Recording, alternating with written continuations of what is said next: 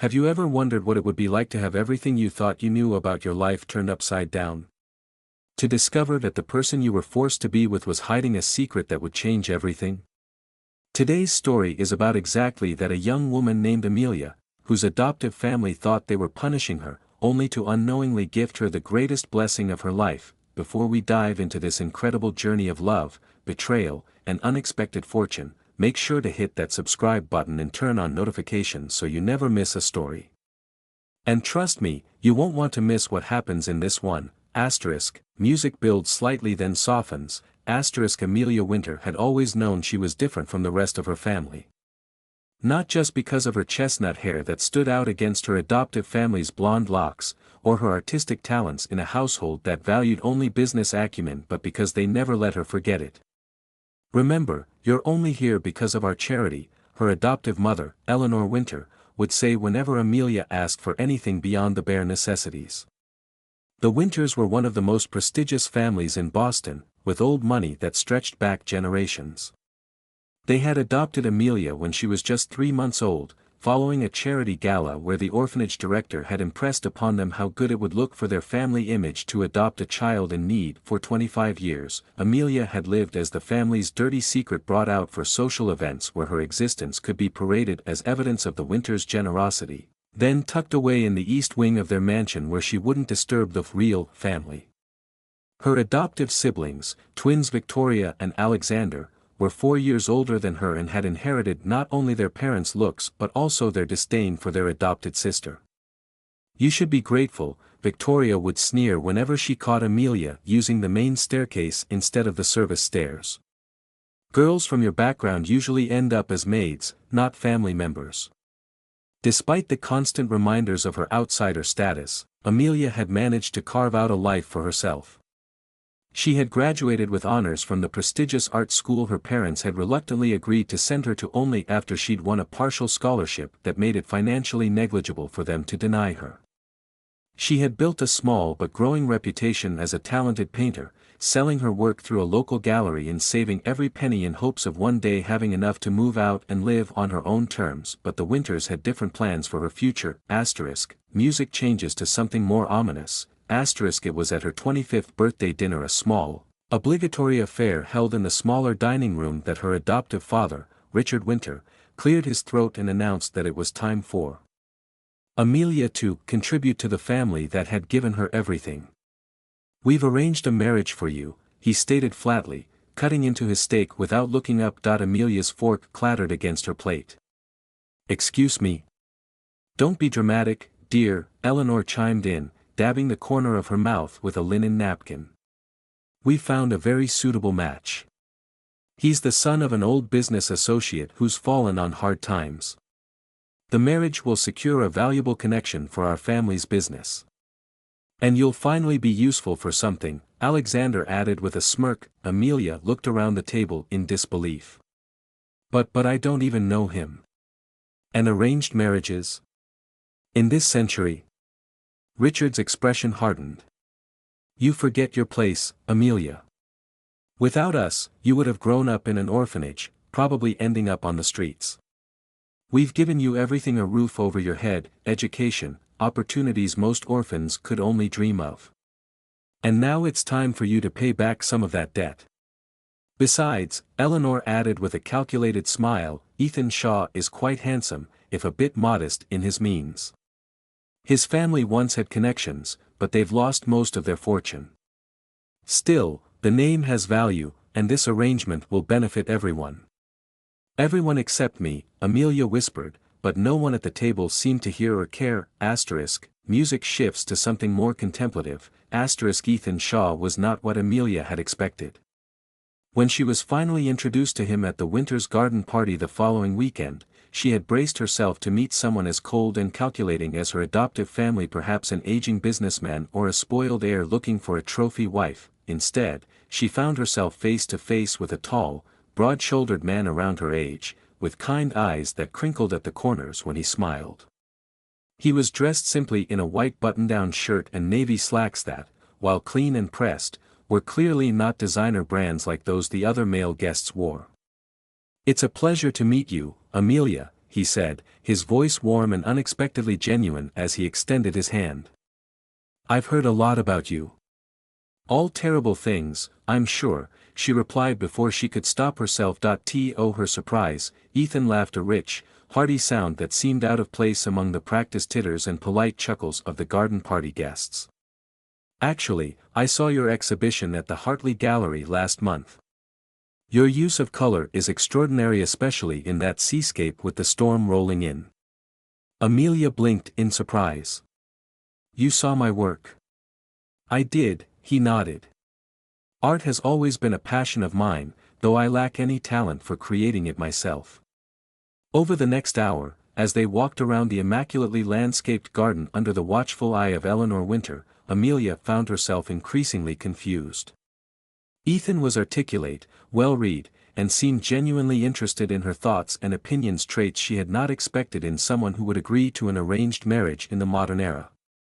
"Why did you agree to this?" she finally asked bluntly, gesturing between them. "To meet a potential arranged bride?" Ethan's expression grew more serious. "I have my reasons," he said after a moment. "Just as I imagine you have yours for being here." "I don't have a choice," Amelia replied bitterly. "The Winters have made it clear that if I refuse, I'll be cut off completely. No place to live, no family connections, nothing."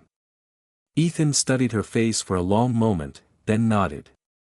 "I understand difficult family situations better than you might think," he said quietly. "But perhaps this arrangement doesn't have to be the prison sentence you're expecting." Something in his tone made Amelia look up and meet his gaze. For a brief moment, she thought she saw something flash behind his eyes: determination, calculation. But it was gone so quickly she wondered if she'd imagined it.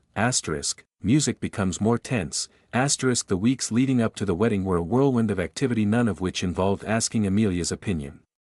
Eleanor had taken charge of every detail, from the venue, the exclusive St. Mark's Cathedral, to the flowers, imported white roses, to the guest list, over 300 of Boston's elite, none of whom were Amelia's actual friends. But why such a lavish event? Amelia had asked one afternoon as Eleanor reviewed table settings with the wedding planner. "I thought you said Ethan's family had fallen on hard times. Won't this be uncomfortable for them?" Eleanor had given her a sharp look. "The wedding is not about the groom's family, Amelia. It's about showing our circle that we've made an advantageous connection. The Shaws may not have money anymore, but they still have the family name and historical influence. Besides," she added with a thin smile, "it's important for people to see how generous we've been with you, giving you the same wedding we would have given Victoria, had she married someone worthy." The only bright spots in the pre-wedding chaos were Amelia's meetings with Ethan. They had agreed to weekly dinners to get to know each other, and to Amelia's surprise, she found herself looking forward to these evenings. Unlike the stuffy restaurants Eleanor suggested, Ethan would take her to small, out-of-the-way places: a family-owned Italian bistro, a hidden sushi bar in Chinatown, a cozy cafe near the harbor. "How do you know all these places?" she asked one evening as they shared an incredible tiramisu in a tiny dessert shop she'd walked past 100 times without noticing. Ethan shrugged. "I like to explore," he said simply. "There's beauty and authenticity in places most people overlook." At these dinners, Ethan would ask about her painting, her dreams, her thoughts on everything from classic literature to current events. He spoke about his own passion for sustainable development, his love of travel, and his complicated relationship with his father. But Amelia noticed that he never discussed his current work or living situation in detail, and whenever she asked directly about his family's financial troubles, he would skillfully change the subject. "There's more to life than money," he would say, then ask her opinion on something entirely different. By the time the wedding day arrived, Amelia found herself conflicted. She still resented being forced into marriage, still hated the way the Winters were using her as a pawn in their social chess game. But Ethan was not the burden she had feared he would be. In fact, if circumstances had been different, she might have chosen to date him of her own accord. Wedding march music plays softly. The wedding was every bit as ostentatious as Eleanor had planned. St. Mark's Cathedral was transformed into a winter wonderland, with crystal decorations catching the light from thousands of white candles.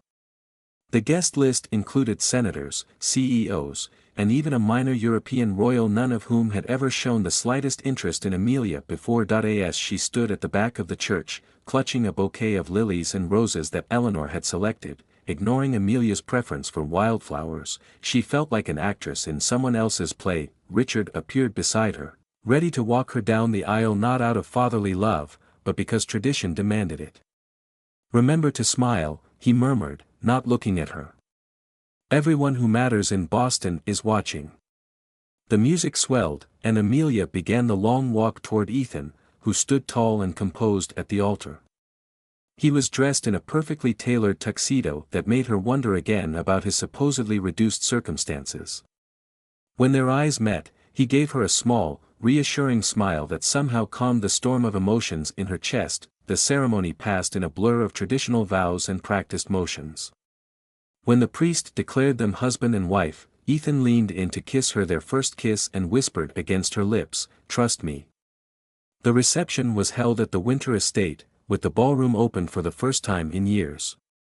Amelia moved through it like a ghost, accepting congratulations from strangers who called her by her first name as if they'd known her all her life. "You've done well for yourself," Victoria hissed as she air-kissed Amelia's cheeks for the photographer. "Marrying a pauper with a good name. How appropriate for you." Before Amelia could respond, Ethan appeared at her side, his hand warm against the small of her back. "Victoria," he greeted her adoptive sister with a pleasant smile that somehow didn't reach his eyes. "Thank you for your kind words on our special day. If you'll excuse us, I need to borrow my wife for a moment." He guided Amelia away to a quiet corner of the ballroom. "Are you holding up okay?" he asked, genuine concern in his voice. "As well as can be expected when you're the main attraction in a circus you never wanted to join," she replied, trying to keep the bitterness from her voice. Ethan's expression softened. "I know this isn't what you would have chosen," he said quietly. "But I promise you, Amelia, things aren't always what they seem. Sometimes life's greatest gifts come in unexpected packages." Before she could ask what he meant, Eleanor appeared, insisting they needed to cut the cake. The moment was lost in another round of photographs and performative traditions. Music changes to something mysterious and intriguing. The true shock came the following morning. According to Eleanor's meticulously planned schedule, Amelia and Ethan were supposed to depart for a 2-week honeymoon in the Bahamas at a modest resort the Winters had selected as appropriate for Ethan's means. But as they left the Winters mansion, instead of the town car Eleanor had arranged, a sleek black Bentley waited at the curb, a uniformed driver holding the door open. "There must be some mistake," Amelia said, looking around in confusion. "No mistake," Ethan replied, a new confidence in his voice as he guided her toward the luxury vehicle. They drove not to Boston Logan Airport as planned, but to a private airfield outside the city, where a gleaming white jet emblazoned with Shaw Enterprises waited on the tarmac. "Ethan," Amelia said slowly as the car stopped and the driver moved to retrieve their luggage. "What's going on?" For the first time since they'd met, Ethan looked slightly uncomfortable. "I haven't been entirely forthcoming about my situation," he admitted. "The truth is, the Shaw family did lose everything when I was a teenager. My father made some bad investments, fell into debt, and eventually drank himself to an early grave. So this is," Amelia gestured at the private jet. "Mine," Ethan said simply. "After my father died, I had nothing but a famous family name few respected anymore and a determination to rebuild. I started small, developing an app in college that I sold for seed money. Then I invested in sustainable energy technologies when everyone said they were too risky." 15 years later he shrugged, a small smile playing at his lips. "Shaw Enterprises is valued at just over $14 billion. I'm not just financially comfortable, Amelia. I'm one of the richest men in America." Amelia stared at him, trying to process this information. But the Winters said your family had fallen on hard times." "They're not wrong about that part," Ethan replied. My extended family, the cousins and uncles, the Winters, actually know they're still struggling. I've offered to help them, but they're too proud. They're also not aware of the full extent of my success. I've kept a low profile intentionally. No flashy parties, no features in Forbes, no social media presence. But why? Amelia asked, still struggling to understand. And why agree to an arranged marriage if you're a billionaire? Ethan supplied with a self-deprecating smile. Because money doesn't solve everything, Amelia. It doesn't find you someone who loves you for who you are rather than what you have. When Richard Winter approached me about meeting you, I was curious. I'd already seen your artwork and admired it. And I thought maybe someone who created such honest, emotional art would be someone worth knowing. He took her hands in his. I agreed to meet you, not to marry you. But then I got to know you, your strength, your talent, your kindness despite how the Winters treated you, and I found myself wanting to see if we could build something real. The Winters pushed for a quick wedding because they thought they were taking advantage of me. I agreed because I saw a chance to help you escape them. Amelia's mind was reeling. So our honeymoon is actually to my private island in the Maldives, if that's okay with you, Ethan said. Though we can go wherever you'd like. Paris to visit the Louvre. Tokyo for the cherry blossoms. Name it, and the jet can take us there. Music builds dramatically. For a moment, Amelia was speechless. Then a slow, incredulous laugh bubbled up from somewhere deep inside her. The Winters have no idea, do they? Ethan's eyes sparkled with mischief. Not a clue. They think they've married you off to a struggling businessman trading on his family name. His expression grew more serious. I know this is a lot to process. And I want to be clear, I don't expect anything from you, Amelia. If you want, we can treat this marriage as a business arrangement. You'll have your freedom, your own wing in any of my homes, an allowance to pursue your art without constraints. Or he hesitated, vulnerability flickering across his face, we can see if there's something real between us. Take it slowly, get to know each other without the Winters' interference. Amelia looked from Ethan to the private jet and back again, her mind spinning with possibilities she'd never dreamed would be open to her. For the first time in her life, she felt like she had a choice, a real choice about her future. I think, she said slowly, a smile spreading across her face, that I'd like to see that island. And then, we'll see where things go from there. Music swells triumphantly. The Winters' reaction when they discovered the truth about Ethan's wealth was everything Amelia could have hoped for and more. It came 3 weeks later, at what Eleanor had arranged as a small family dinner, to welcome the newlyweds back from their honeymoon, undoubtedly planned as an opportunity to remind Amelia of her place in the family hierarchy. Despite her new married status, the Winters had expected Amelia and Ethan to arrive in a taxi or modest rental car. Instead, they pulled up in a Ferrari with a chauffeur-driven Rolls-Royce behind them carrying their luggage. Eleanor's face when she opened the door was a portrait of confusion. What is this? She demanded, looking from the luxury vehicles to Amelia's designer dress and the unmistakable shimmer of diamonds at her throat. Just a little wedding gift, Ethan said casually as he handed the Ferrari keys to the valet who had arrived with their security team. Shall we go in? I imagine dinner is ready, and I've worked up quite an appetite supervising the Tokyo merger today. Throughout dinner, Ethan casually dropped references to his various properties, his executive team, the charitable foundation he'd established. With each revelation, the Winters grew paler, their expressions shifting from disbelief to calculation to thinly veiled fury. Why didn't you tell us? Richard finally demanded, unable to maintain his composure any longer. Ethan raised an eyebrow. Tell you what, exactly? That the poor relation you were so generously accepting into your family is actually worth more than your entire family fortune multiplied by 100? You never asked about my current financial situation, Richard. You only cared about my family name and its historical connections. Victoria, who had been sulking silently, suddenly brightened. Well, this is wonderful news. We're all family now. In fact, I've been thinking of starting a boutique, and perhaps you might be interested in investing. No, Amelia said, the word ringing clear and firm in the suddenly silent dining room. That's not how this is going to work. She straightened her shoulders, feeling Ethan's supportive presence beside her. For 25 years, you've reminded me at every turn that I was an obligation, a charity case, someone who should be grateful for the scraps of affection and opportunity you deigned to throw my way. You married me off to Ethan thinking he was of modest means, hoping to be rid of me while still maintaining a useful connection. Eleanor started to protest, but Amelia raised a hand to silence her, a gesture she would never have dared make before. We're not here to negotiate new terms, or to offer you access to Ethan's wealth. We're here to say goodbye. I'll be focusing on my art career, which Ethan is supporting by opening a gallery for me in New York. And while I don't hate you enough to wish you ill, I certainly don't love you enough to maintain a relationship built on decades of emotional abuse.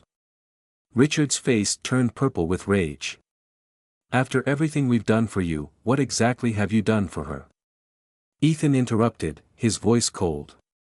Provided the legal minimum required for a child in your care while constantly reminding her she was unwanted? Used her as a prop when it served your social standing? Married her off without regard for her happiness? Those aren't acts of love, Richard. They're acts of ownership. Amelia stood, placing her napkin beside her barely touched plate.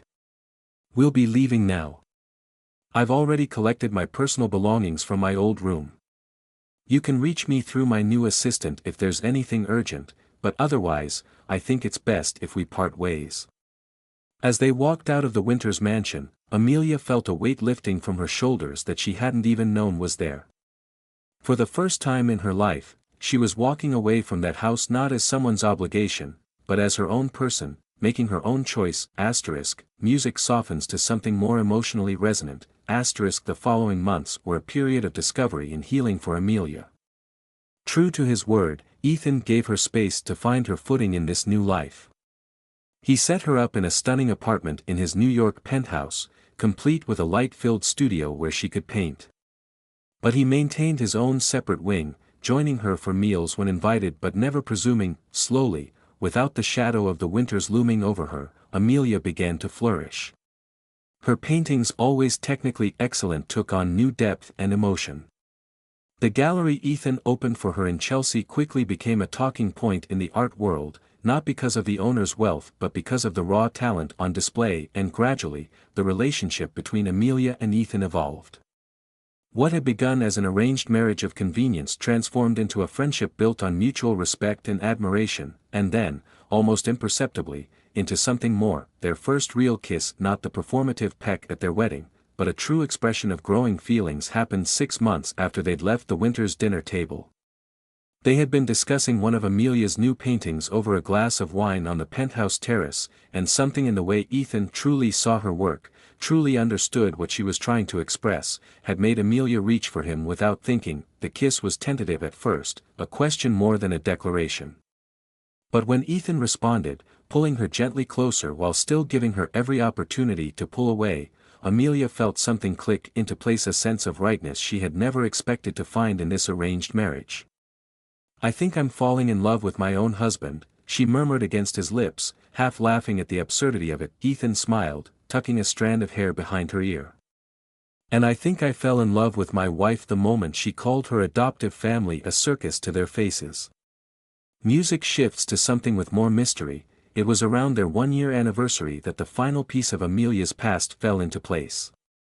They had been discussing the possibility of starting a foundation to support children in foster care, inspired by Amelia's early experiences.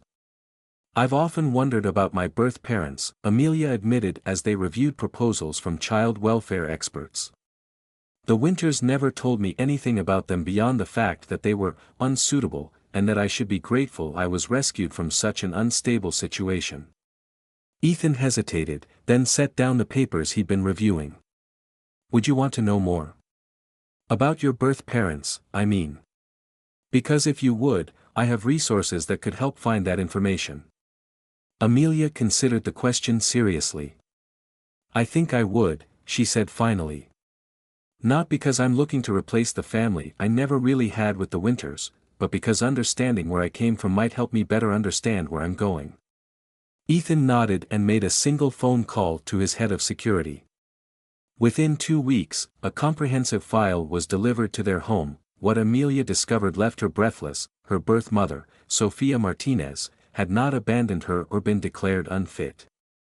She had been a talented young artist, like Amelia herself, who had fallen in love with David Chen, the son of a wealthy businessman. When Sophia became pregnant at 20, David's parents had disapproved of the relationship and threatened to disown him. Young and frightened, David had walked away, leaving Sophia to face single parenthood alone. Sophia had tried to make it work, keeping her baby Amelia while struggling to finish art school and support them both. But when Amelia was 3 months old, Sophia had been in a car accident that left her hospitalized for months. With no family to turn to, she had been forced to temporarily place Amelia in the care of social services until she recovered. That's when the Winters had entered the picture. Using their connections and influence, they had expedited an adoption that should never have happened. By the time Sophia was well enough to reclaim her daughter, the Winters lawyers had created so many legal obstacles that she, a young, single artist with mounting medical bills, had no hope of fighting them. "She didn't abandon me," Amelia whispered, tears streaming down her face as she stared at a photograph of a young woman with Amelia's same chestnut hair and artistic eyes. "She fought for me until she couldn't fight anymore." The file contained one more revelation. Sophia Martinez was still alive, living modestly as an art teacher in a small town in Oregon. She had never married, never had other children. And according to the investigators' notes, she still kept a small nursery corner in her apartment with the few baby items she had been able to keep, including a hand-painted mobile of butterflies that matched exactly a recurring motif in Amelia's own artwork, a connection across time and separation that neither had known about. Emotional music builds. The meeting between Amelia and Sophia took place on a rainy Tuesday in a quiet cafe in Portland. Ethan had offered to come along for support, but Amelia had asked to do this part alone to meet the woman who had given her life and fought to keep her without the distraction of anyone else's presence. When Sophia walked into the cafe, older than in her photos but with the same creative spark in her eyes, the connection was immediate and undeniable. They talked for hours, filling in 26 years of separation with stories, tears, and eventually laughter. Sophia showed Amelia sketches she had made over the years, imagining what her daughter might look like growing up. Amelia showed Sophia photos of her artwork, smiling through tears when her birth mother pointed out techniques and tendencies they shared without ever having taught one another. "I never stopped looking for you," Sophia told her as the cafe began to empty around them. "Every year on your birthday, I would light a candle and promise myself that someday, somehow, I would find you again. And now we have all the time in the world to make up for what was taken from us," Amelia replied, reaching across the table to squeeze her mother's hand. When Ethan finally met Sophia the following day, he embraced her without hesitation. "Thank you," he said simply, "for creating the extraordinary woman who became my wife." In the months that followed, they helped Sophia relocate to New York, setting her up in a comfortable apartment near their penthouse and providing her with a state-of-the-art studio where she could return to the artwork she had abandoned in the struggle to survive. The mother-daughter exhibition they organized together became one of the most talked-about events in the art world that season, not because of the wealth behind it, but because of the palpable love and shared vision that infused every piece. Music becomes uplifting and triumphant. 5 years after their arranged marriage, Amelia and Ethan renewed their vows, this time as a true choice made from love rather than obligation. The ceremony was held on Ethan's private island, with only their closest friends in attendance. Sophia stood beside her daughter, beaming with pride, while Ethan's most loyal employees and the few family members who had supported him during his struggling years gathered to celebrate. The Winters were not invited.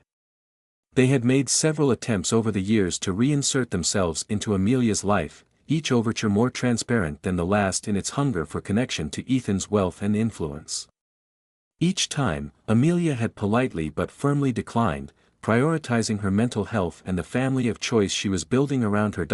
Amelia and Ethan exchanged vows beneath a canopy of tropical flowers, with the setting sun painting the ocean in shades that rivaled Amelia's most vibrant paintings, she reflected on the journey that had brought them to this moment. "When we met," she said, looking into Ethan's eyes as she spoke her self-written vows, "we were both wearing masks, you pretending to be less than you were, me pretending to be satisfied with less than I deserved.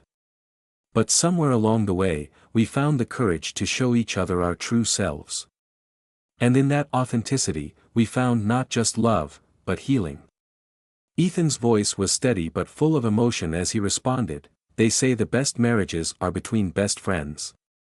We had to become friends backward, starting as strangers bound by contract, then becoming allies, then friends, and finally falling in love. I wouldn't change our unusual path because every step brought us here, to this perfect moment." As they sealed their renewed commitment with a kiss, Amelia knew that what had begun as her family's attempt to discard her had become the greatest gift imaginable. She had found not only a loving husband, but her long-lost mother, a career that fulfilled her creative spirit, and most importantly, the strength to define family on her own terms. Music fades to gentle background. Sometimes the universe has a way of turning what seems like punishment into unexpected blessing. Amelia's adoptive family thought they were relegating her to a life of struggle by marrying her to a man they believed was poor. Instead, they unknowingly opened the door to a life of not just material wealth, but emotional richness beyond anything she could have imagined. The true wealth in Amelia's life wasn't measured in Ethan's billions or the success of her art career. It was found in the authentic connections she'd formed, the boundaries she'd learned to set, and the discovery that family isn't defined by blood or legal documents, but by love, respect, and mutual support. Music builds for conclusion. Thank you for joining me on this journey through Amelia and Ethan's story. If it touched your heart, please hit that like button and subscribe to hear more stories of unexpected twists of fate and love found in the most surprising circumstances. Leave a comment below sharing a time when something that seemed like bad luck turned out to be a blessing in disguise in your own life. And remember, sometimes what looks like an ending is actually the perfect beginning. Until next time, keep believing in second chances and the unexpected ways love finds us all.